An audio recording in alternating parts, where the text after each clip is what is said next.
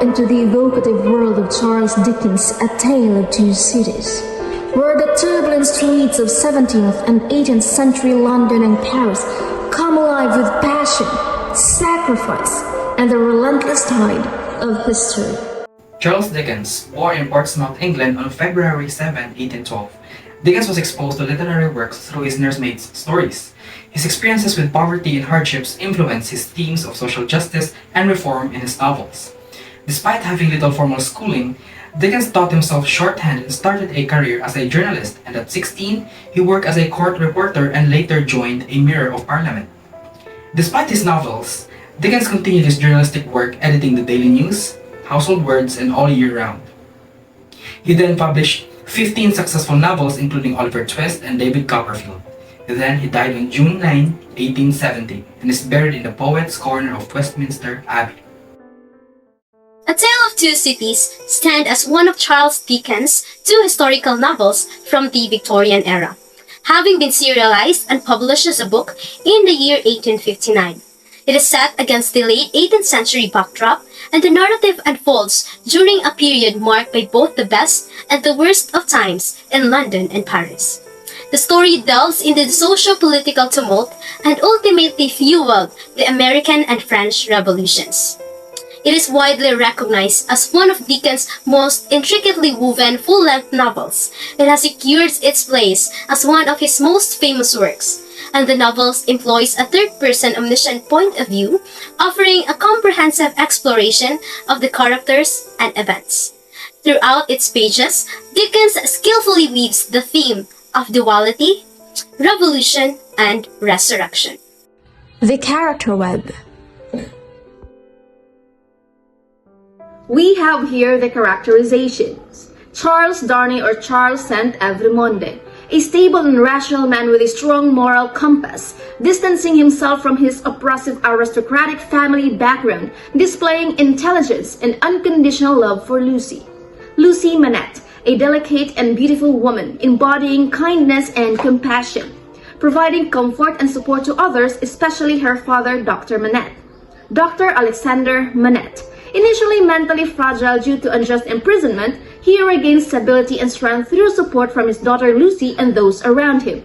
Jarvis Lorry, emotional support for Dr. Manette, practical, reliable, and loyal, serving as a protector and advisor to the Manette family. Sidney Carton, troubled and disillusioned, he finds redemption through selfless love for Lucy, leading to a transformative sacrifice and emotional catharsis.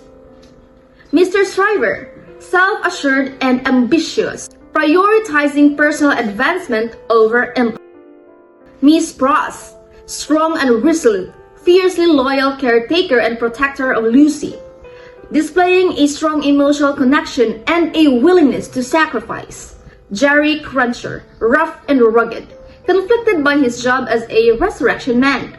Ernest Deforge, a determined revolutionary committed to societal change and justice for the oppressed.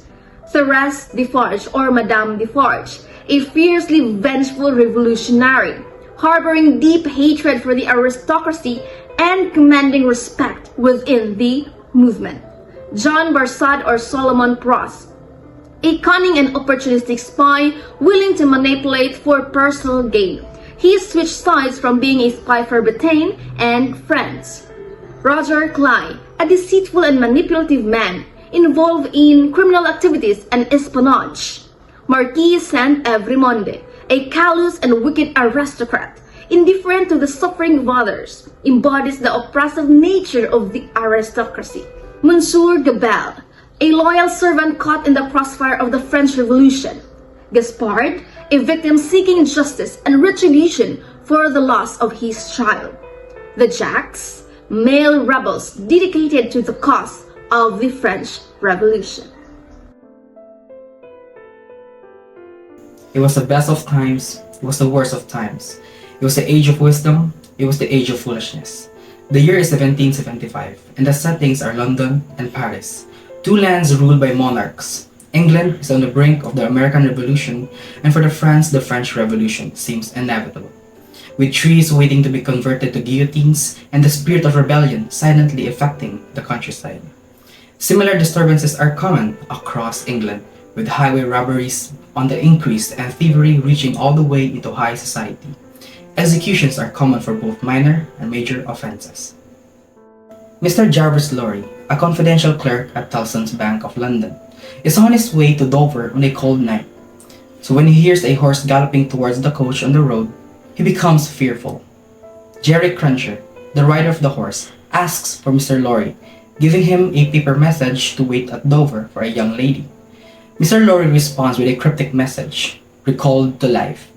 After returning to Dover, Jerry reflects on the long journey and the strange message he received. The chapter explores the concept of human mystery, with 3 passengers remaining a mystery despite their appearances. Jerry Cruncher returns to Temple Bar, while Mr. Lorry dreams of Tellson's Bank and encounters a specter, a man who has been buried for 18 years. A conversation with the specter confirms his buried state. As the sun rises, Mr. Lorry wakes up and admires the countryside, pitying the man who would be locked away for 18 years. He reveals that Miss Manette's French father, who had married an English woman, is still alive in France after years of imprisonment. He explains their mission is to spirit him away from France to England, describing the rescue as a recalled-to-life experience. Mr. Lorry arrives in Dover and learns about Tellson's Bank, which has been operating in London and Paris for 15 years. He encounters Miss Manette, an orphan whose financial affairs are managed by Tellson's Bank. Monsieur Defarge's wine shop in Paris is disrupted when a cask of wine is broken, spilling over cobblestones. Defarge, along with Gaspard, investigates the incident and writes blood on a wall. When Defarge returns to his shop, he meets his wife, Lorry, and Miss Manette, and 3 men named Jacques. Lorry reveals his and Miss Manette's identities and asks Dr. Manette and Defarge to take them to the 5th floor apartment. Mr. Lorry is dissatisfied with Dr. Manette's lockdown and the 3 Jacks spying on him. Nevertheless, Miss Manette enters, finding her father in a garret making shoes. Dr. Manette, a shoemaker, initially hesitates to respond to visitors, initially claiming to be imprisoned. He learns shoemaking in North Tower, implying he is still imprisoned. His daughter, who shares his hair with his infant, convinces him to weep for their past wrongs. Dr. Manette is prepared to be removed from Paris, but is confused about not leaving the prison he thought he was in. The first book ends with Mr. Lorry wondering what powers could be restored to a resurrected man versus what was lost to him in his burial. The second book describes Tellson's Bank, a dark and uncomfortable institution beloved by its employees. They would have disinherited a son who disagreed with their beliefs. Jerry Cruncher, who delivered the message on horseback to Mr. Lorry, serves as an odd job man for Tellson's. He abuses his wife roundly for kneeling to pray, insinuating that her prayers interfere with the success of his businesses. He uses his son to prevent her from praying against him. When she tries to pray, her son reveals her transgression to his father. Then, the young Cruncher wonders where the rust on the straw comes from, as his job at Tellson's doesn't involve rust. An old clerk at Tellson's gives Jerry Cruncher a message to deliver to Mr. Lorry at Old Bailey, where Charles Darnay is being tried. Jerry makes his way into the trial and is reassured by an onlooker that this is indeed the treason case. The man gruesomely describes the quartering that is certain to follow as punishment. When the young gentleman prisoner, Charles Darnay, is brought in, the whole courtroom stares at him. He had pleaded not guilty the previous day. Darnay's gaze rests immediately on Dr. Manette and his daughter, who are to be witnesses for the prosecution. Charles Darnay is charged with spying, accused of passing English secrets to the French. Testimonies from key witnesses such as John Barsad and Roger Cly are discredited, highlighting their lack of credibility, and it also reveals their questionable characters. Lucy Manette's testimony initially supports Darnay, but later her report of his statement about George Washington works against him. Sidney Carton notes racist doubts by emphasizing the resemblance to Darnay. Despite these uncertainties, the jury ultimately acquits Darnay because they cannot conclusively identify him as a spy due to the striking resemblance between Darnay and Sidney Carton. After the trial, Dr. Manette, Lucy Manette, Mr. Lorry, and Mr. Shriver, as well as Charles Darnay, exit the courtroom together. They gathered around Charles Darnay, extending congratulations for his fortunate acquittal from the threat of death since he was accused as a spy of passing English secrets to the French. Sidney Carton, described as the idliest and most unpromising of men, leaves a tavern and joins Mr. Shriver at his apartment. The two men discusses the day's court proceedings, and Mr. Shriver praises Carton, nicknamed the Jackal, for a crucial point made regarding about Darnay's identification. However, Mr. Shriver expresses concern about Carton's moodiness, reflecting on their shared history since childhood or since school days. Carton, indifferent to Shriver's accusation, asserts that his life is destined for rust and repose due to an inability to match Shriver's ambition. And when the conversation shifts to Lucy Manette, Shriver admires her beauty, but Carton dismisses her as a golden-haired doll, prompting Shriver to question Carton's true feelings for Lucy Manette. 4 months later, Mr. Lorry, now a trusted friend of the Manette family, visits Dr. Manette's home. During a conversation with Miss Pross, they discuss the doctor's continued shoemaking, and Miss Pross also complained about the unsuitable suitors for Lucy Manette.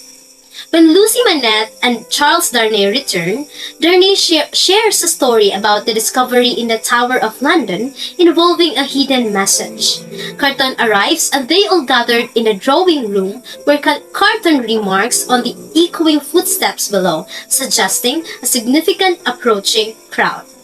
Monsignor, a high-ranking lord in the royal court, hosts a luxurious reception in Paris surrounded by extravagant pomp.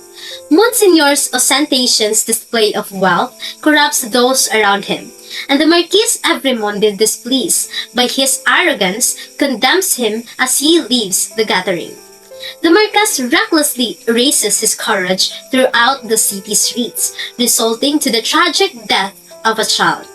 And because of the accident, the Marquis tosses a coin to the child's father, which is Gaspard, and to the wine shop owner, which is Mr. Defarge, who attempts to console Gaspard, and as Marquis departs, a coin is thrown back at him in bitterness.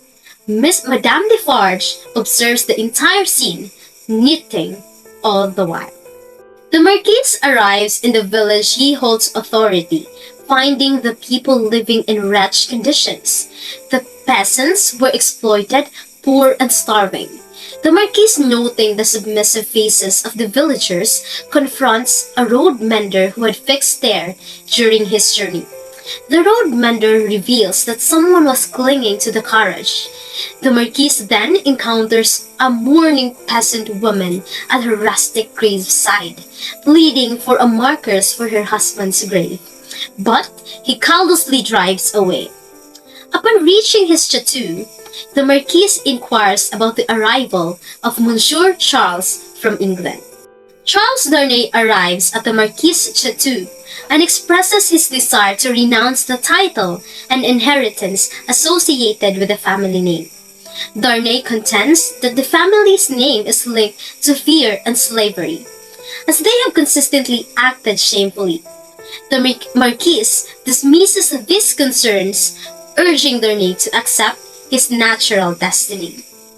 The next morning, the Marquis is found dead with a knife through his heart, accompanied by a note reading, or saying, "Drive him fast to his tomb."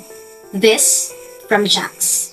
This chapter tells us that Charles has sacrificed his wealth and aristocratic heritage to try to win Lucy's love.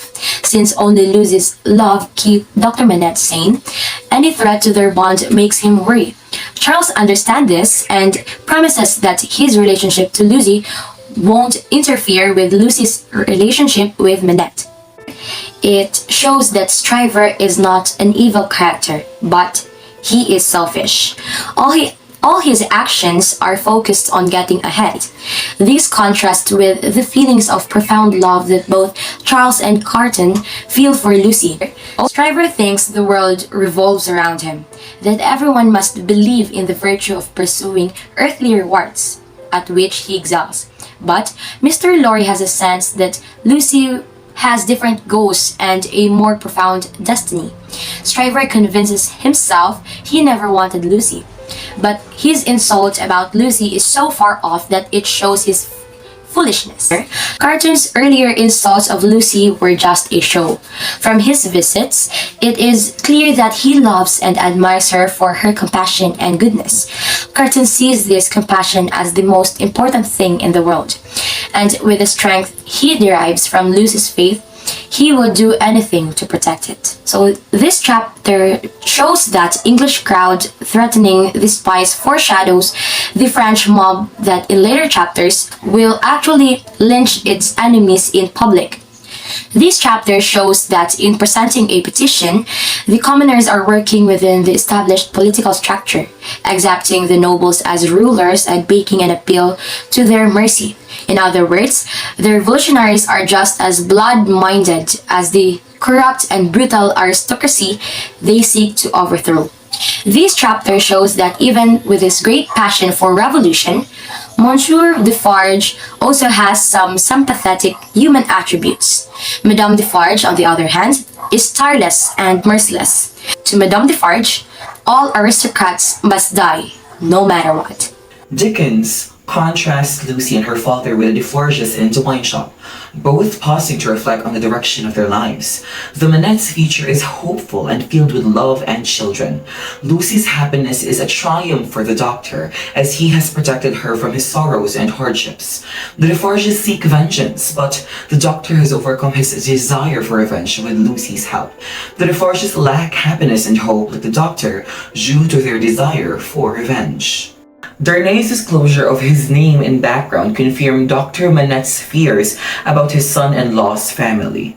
Despite the doctor's many years of good health, his relapse shows that his past can still deeply wound him. His vulnerability heightens the foreboding around his family.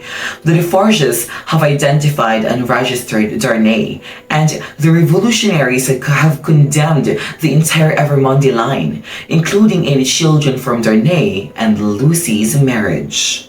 In his chat with Mr. Lorry, he showcases his versatile personality as a caring dad, skilled professional, and anxious sufferer. Despite his relapse, he appears more confident because he anticipated the triggering of a relapse after Darnay's revelation. He now believes no other factor is likely to cause it again. Lorry noticed him in the Paris garret. Surprisingly, his self-assurance falters only around. Mr. Lorry raises the shoemaking material issue, instantly becoming nervous, fidgeting, and avoiding Mr. Lorry's gaze. Dr. Manette reveals the horrifying truth of solitary imprisonment through his attachment to the bench. Carton's apology and request to visit Darnay and his family demonstrate his respect for Darnay's important role in Lucy's life and his desire to maintain a peripheral presence in their lives. His sincere and earnest tone mirrors his previous conversation with Lucy, suggesting that he is authentically revealing himself to Darnay. However, Darnay can't understand Carton's true nature as he lacks Lucy's sensitivity and compassion. Darnay simply sees Carton as careless and reckless, failing to perceive the nuances in his demeanor as others do. Ultimately, Darnay only realizes Carton's value through Lucy's perception. Dickens contrasts calm life in Soho with turbulence in Saint Antoine. Time has passed quietly for Lucy and her family, but Mr. Lorry's agitated visit marks the end of their peaceful time. Lorry warns the doctor of his unwarranted anxieties caused by the constant feeling of impending danger throughout the day. The restless atmosphere of the hot, wild night near his unease, and as a storm brews in England, so does a violent upheaval in France. The sea still rises. Dickens depicts the transformative power of a mob, specifically in women who he sees as the moral center of society. He describes them as terrifying figures, driven into a violent frenzy where they attack even their own friends until they collapse in an intense swoon. Madame Defarge is unsettling as she calmly observes Fulton's pleas for mercy. Her behavior reveals her heartlessness and potential cruelty. The Paris Rebellion is spreading to the countryside.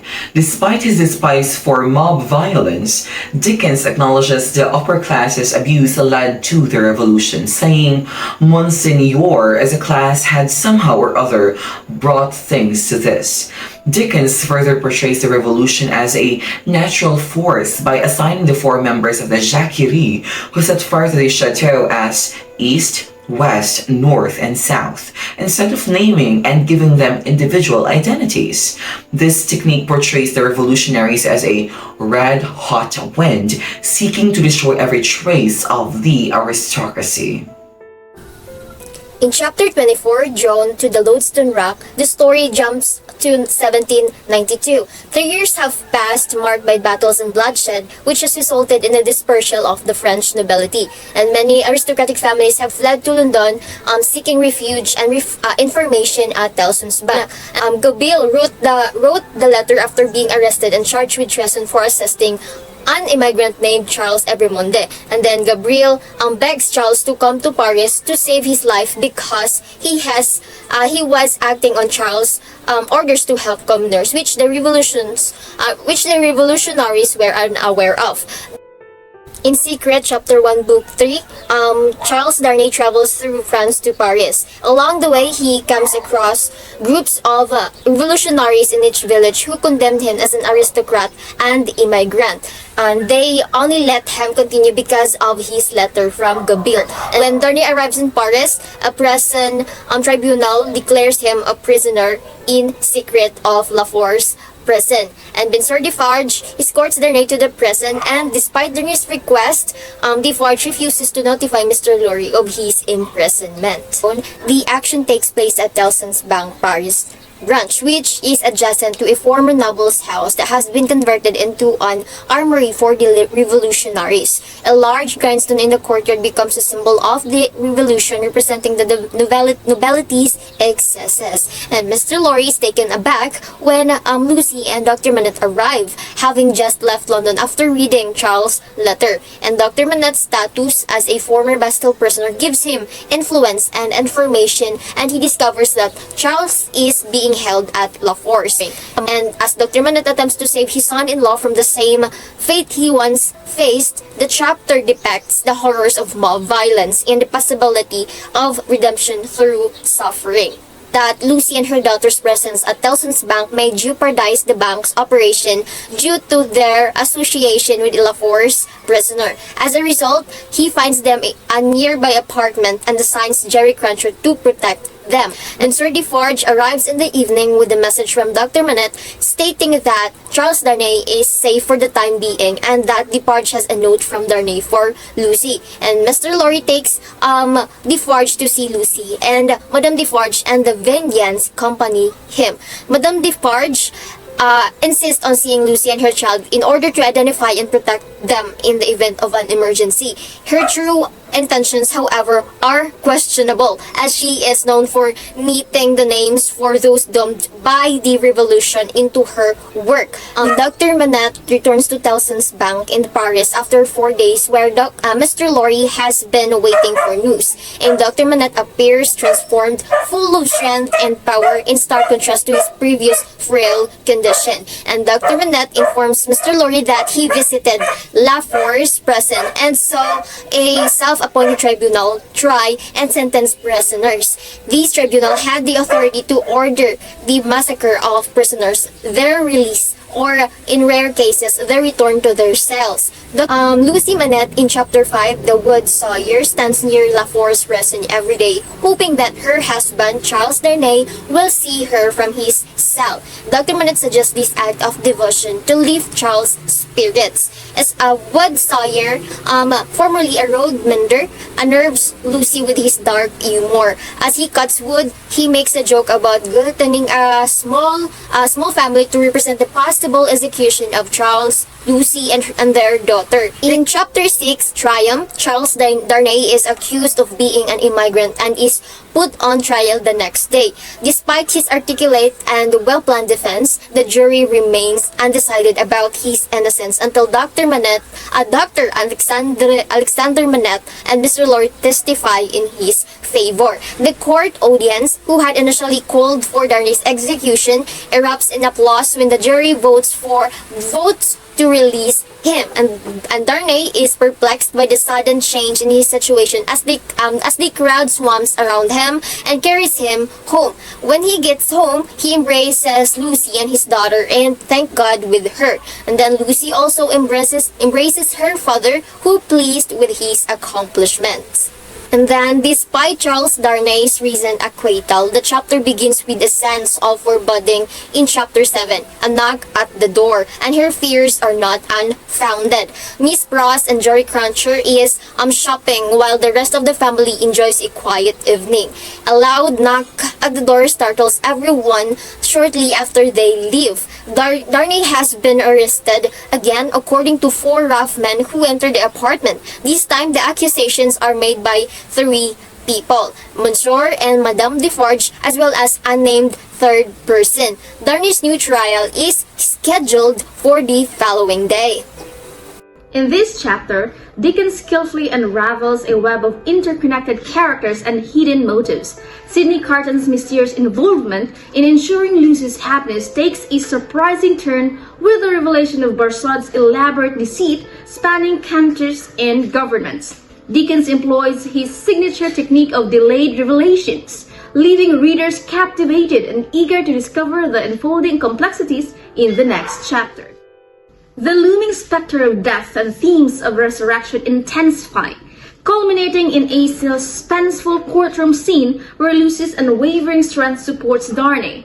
Meanwhile, the gaze of characters laden with emotions exposes their true motivations, unraveling a complex web of love, sacrifice, and vengeance. Carton's mysterious actions and Madame Defarge's relentless pursuit foreshadow a gripping turn of events in the upcoming chapters. Dr. Manette's agonizing past surfaces, revealing the torment of his prison years and his struggle with the guilt. Marquis and his brother's atrocities illustrate a disturbing view of peasants as disposable and women as objects. As Dr. Manette's damning testimony unfolds, the crowd's fickle nature seals Charles Darnay's fate, echoing Sidney Carton's prescient words about the thin line between celebration and condemnation. Dickens masterfully weaves a narrative of despair, injustice, and the volatile nature of public opinion in this gripping tale. In this chapter, Lucy exhibits remarkable strength, comforting her husband even in the face of his impending death. Her honesty about the difficulty of living without him adds to her admirable qualities. Darnay's reaction to the doctor reflects his genuine goodness and the desire to break from his family's dark legacy. Meanwhile, Carton, understanding his destiny, bids Lucy farewell, revealing the intensity of his sacrifice for her happiness and building suspense toward the novel's conclusion. "A life you love," he whispered.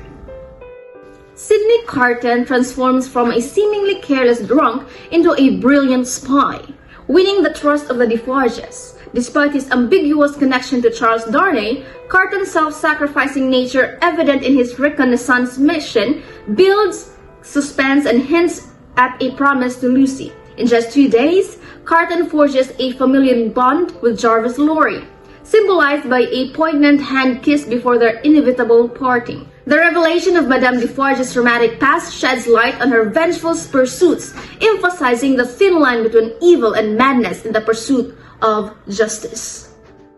In this chapter, Sidney Carton unveils his sacrificial plan to exchange his life for Charles Darnay's, ensuring Lucy a future filled with love.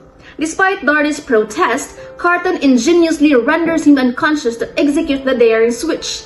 Only Jarvis Lorry is privy to the ruse, shielding Lucy from the truth. Carton's profound connection with the seamstress parallels their selfless sacrifices, portraying him not only as a hero for saving Darnay, but also for offering solace to a condemned stranger. Madame Defarge's vengeful nature is unforgiving, as highlighted in a chilling scene with her fervent allies. Jack's sinister enthusiasm for execution serves as a stark reminder of the moral abyss Madame Defarge inhabits, leaving no room for sympathy. Meanwhile, Miss Pross emerges as a paragon of protective love, her unwavering strength and sacrifice underscored in a tense confrontation with Madame Defarge, which results to Madame Defarge's death. In the final chapter, Sidney Carton, the second male lead, emerges as a heroic figure, finding solace in sacrificing his life alongside the seamstress. His selfless act reflects his growth, realizing he is a force of love in the lives of Lucy, Charles Darnay, and their descendants. Carton's poignant demise, though tragic, highlights his inner peace, having redeemed others through acts of resurrection and fulfilling his promise to Lucy, a life you love. He said, "It is a far, far better thing that I do, that I have ever done. It is a far, far better rest than I go, than I have ever known." These are the themes of the Tale of Two Cities. First, heroism will be remembered and immortalized, even transcending beyond one's death.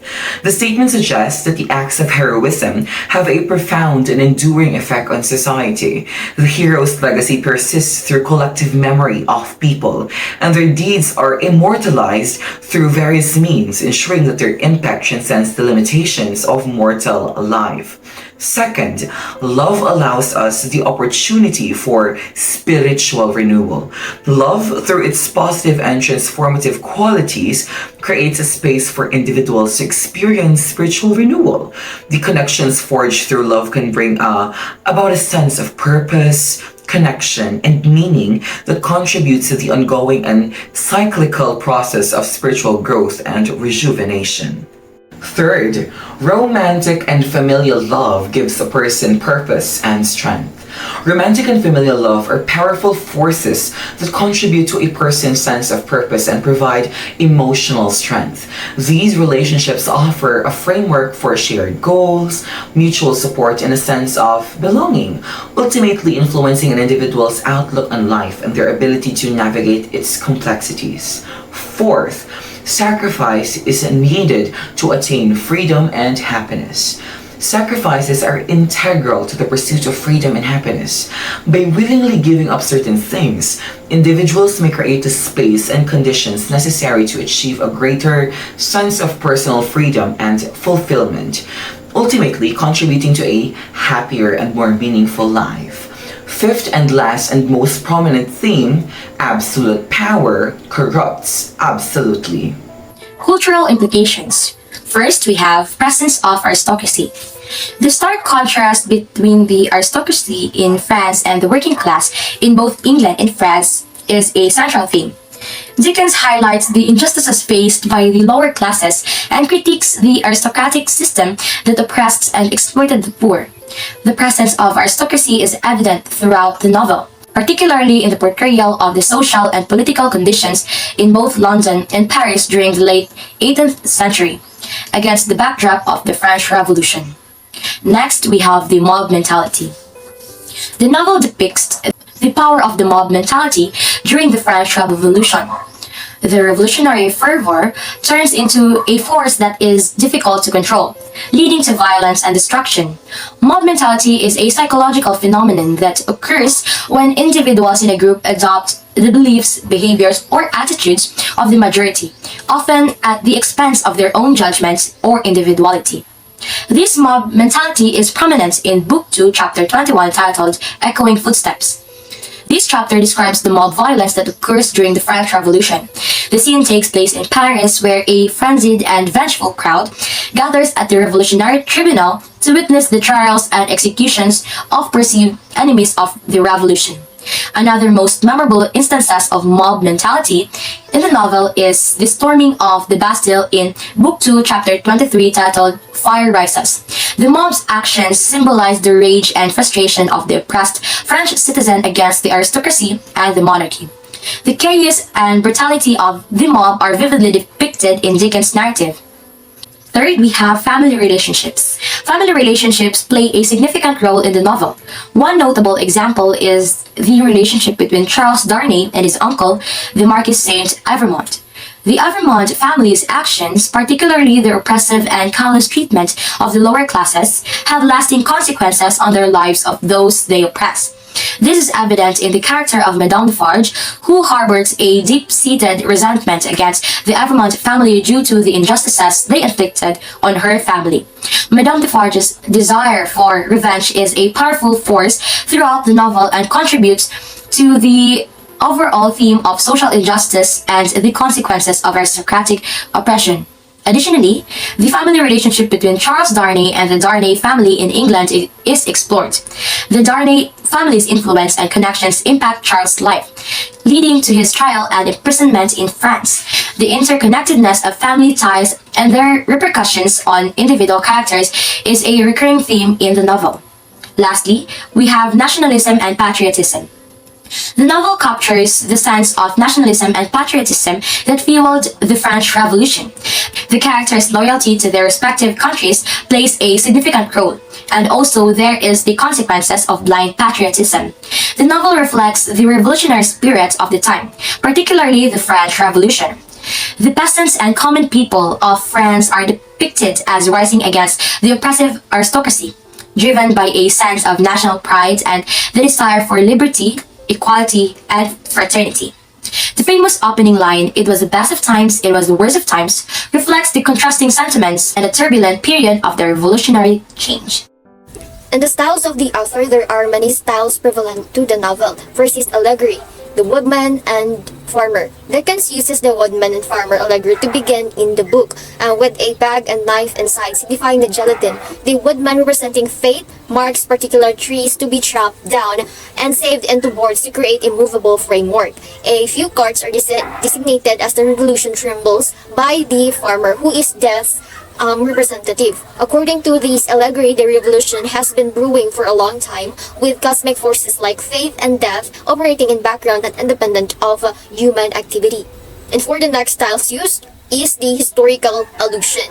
First is the Tellson's Bank. Originally Child Incorporated, a bank that was located on Fleet Street in London, is most likely the location where Jarvis Lorry and Jerry Cruncher worked. And second is the historical figures. The monarchies of England and France during the time period of the novel are represented by the references to King George I, Queen Charlotte Sophia, King Louis VI, and Queen Marie Antoinette. Another style used is flashback, where Dr. Manette's imprisonment, Alexandre Manette assumes that role of storyteller in Tale of Two Cities, Book 3, Chapter 10, The Substance of the Shadow. His letter serves as a flashback that describes the events leading up to his captivity in the Bastille. And the next style is the anaphora, which is prevalent from the Book 1, Chapter 1, The Period. From the first line, it was the best of times, it was the worst of times, it was the age of wisdom, it was the age of foolishness, it was the epoch of belief, it was the epoch of incredulity, it was the season of light, it was the season of darkness, which shows parallelism in between France and England. Next style is symbolism. First is the wine stain. In chapter 5, titled The Wine Shop, a barrel of wine shatters in the street, drawing a crowd eager to consume the spilled beverage. This event symbolizes the destitution and desperation experienced by the ordinary citizens in France, serving as an ominous precursor to the bloodshed that will unfold during the revolution. Next is Madame Defarge knitting. Throughout the novel, Madame Defarge is frequently observed engaged in knitting, with her needles becoming a representation of the names she meticulously records for execution during the Reign of Terror. This imagery embodies the relentless progression of time and destiny, illustrating the vengeful power inherent in seeking retribution. Next is the guillotine. Employed for public execution in the French Revolution. The guillotine emerges as a potent symbol embodying the harsh and inhumane nature of the reign of terror. It signifies the revolutionaries' pursuit of justice, illustrating the destructive and indiscriminate methods employed during this tumultuous period. And next is the golden hair, characterizing Lucy Manette as a golden thread. This symbol encapsulates hope, love, and compassion. Lucy's presence serves as a pillar of solace and stability for numerous characters amidst the surrounding chaos, portraying a positive influence amid the turmoil. Next and the last symbol will be the Marquess Courage. The courage belonging to the Harvey's Marquess Evremonde becomes a symbol of the oppressive aristocracy. The aristocracy's indifferent and cruel attitude towards the suffering of the common people is epitomized by the courage which callously runs over a child without halting. Next would be the foreshadowing. The spilled wine in the initial introduction of the Defarge wine shop and the Saint Antoine neighborhood within the novel. There is a vivid depiction of a large cask of wine being dropped and broken in the street. The crimson wine cascades freely, prompting Parisians to hurriedly indulge in its consumption. This wine spillage serves as a prelude to the forthcoming violence and upheaval of the revolution. The exuberant reaction of the Parisians also anticipates their entanglement in the ensuing chaos, becoming metaphorically intoxicated by the disorder and bloodshed. Next is Carton's intervention to save Darnay from conviction. During Charles Darnay's initial trial for treason, the resemblance between Sidney Carton and Darnay is brought to the court's attention. This revelation deters the jury from convicting Darnay, as they cannot ascertain that he is not being mistaken for someone else. This episode foreshadows Carton's later act of saving Darnay's life by taking his place in a French prison and ultimately facing execution. The foreshadowing is significant in both terms of the plot, highlighting the strong physical similarity between the two men and symbolically suggesting Carton's hidden integrity and compassion. Although Carton initially appears dissolute and selfish, these foreshadowing hints at a more noble aspect of his character.